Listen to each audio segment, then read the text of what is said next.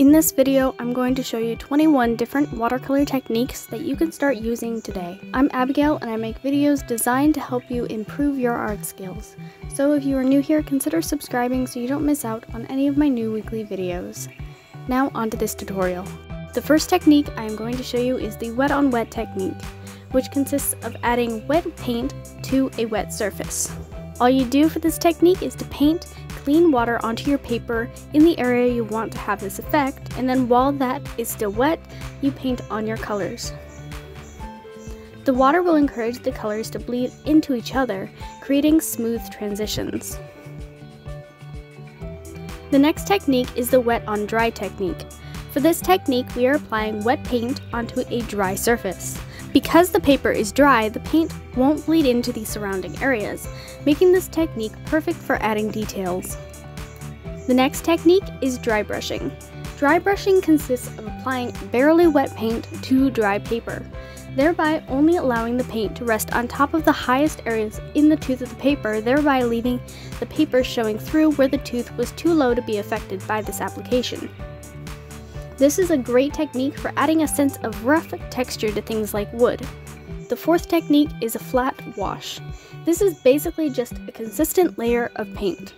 This is best used in smaller areas, since if the paint starts to dry before you have finished, you will have unwanted harsh edges within the wash. The next technique is a gradient wash. This is similar to the first, except that instead of one consistent layer of color, you add one color that fades into another color. Once again, this is best used in small areas to avoid unwanted edges. The next technique is a colored cauliflower. Here's how it works.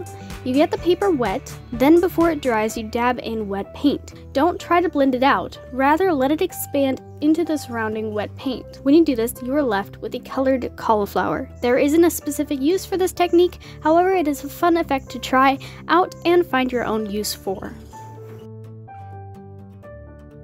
Then there is stamping. All you do is take a textured object, add paint to it, and stamp it on the areas you want that texture.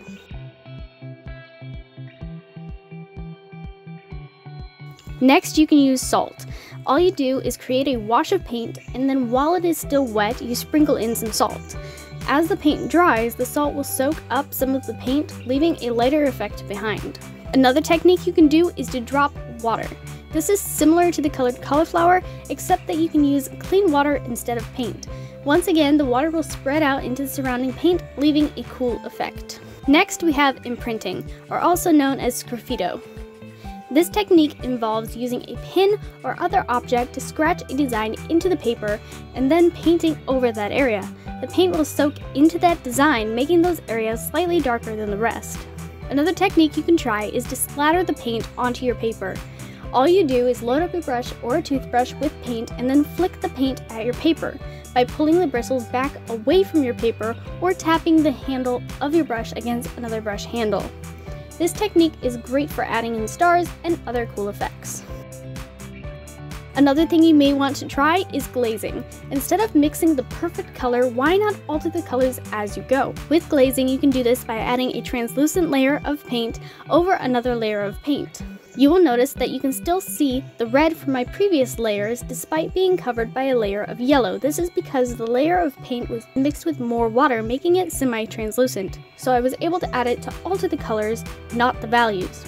This technique not only changed the color to an orange, but it also added more depth to that area. Next, you can use masking fluid to preserve the highlights. I already made an entire video on masking fluid, including the different ways to apply it, uses for it, and do's and don'ts for removing it. So here's that video if you'd like to check that out. But the main idea of masking fluid is basically you paint it on before you add paint to that area, let it dry, then you add paint on top. When that paint's dry, you can remove the masking fluid, and that area where the masking fluid was will still be white. The next thing you can try is to use a straw. This is a really fun technique for moving paint around in an unpredictable manner. Unfortunately, because you aren't in total control of the paint, you may end up with something totally different than you had hoped. You can also use a sponge like this one to add in an interesting texture. Another thing you can do is lifting. This is when you use a dry brush to soak up some of the paint, creating a subtle highlight. Keep in mind that this will only work when the paint is still wet. Now if you want to try watercolor but don't feel comfortable with a brush or want more details, then watercolor pencils may be a fit for you. You can color an area similarly to if you were using regular colored pencils, but then blend them out with water. If you would like to learn a bunch of watercolor techniques that you can use with watercolor pencils, then feel free to check out this video. Now let's say you want a nice clean edge somewhere in your painting, or a clean edge around your painting. When you want this, you can use tape. Just make sure that the tape isn't trying to peel up, or else when you go on top of it with the paint, the water will seep underneath it, defeating the purpose. Now sometimes you make a mistake and just want to cover it up, or you want a very opaque watercolor. In this case, you can make your watercolor more opaque by adding less water to the paint. In a similar way, if you want more translucent watercolor, you can just add more water to the paint. Next is brush control. By knowing how to hold your brush to achieve different results, you will be able to make thin, thick, wavy, or straight lines with minimal effort. And that is it for this video. If you enjoyed it, consider checking out this playlist. In it, you will learn more about watercolor, including tips and tricks for using it, how to use masking fluid, and more. Anyway guys, thank you for watching, and until next time, God bless.